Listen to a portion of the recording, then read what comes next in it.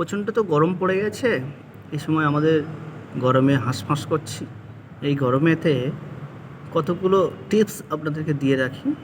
এই সময় আমাদের অক্সিজেন এবং ঘর ঠান্ডা রাখার জন্য আমরা কত কী চিন্তাভাবনা করি, কিন্তু আমরা এইরকম ছোটো ছোটো চিন্তাভাবনা গ্লাসেতে জল রেখে, কাঁচের গ্লাসেতে এরকম আমরা ইনডোর প্ল্যান্ট বানাতে পারি।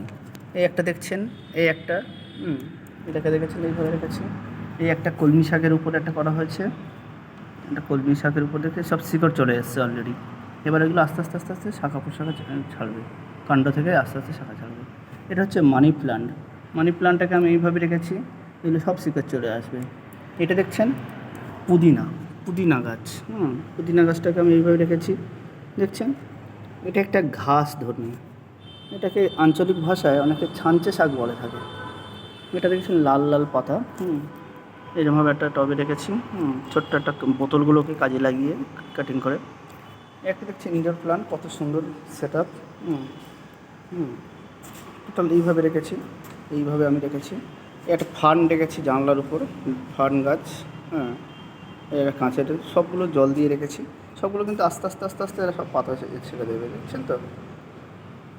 সবগুলো কিন্তু শিকড় ছাড়বে এবং আস্তে আস্তে এরা সবাই কিন্তু এখানে সব রেডি হয়ে যাবে। ধন্যবাদ।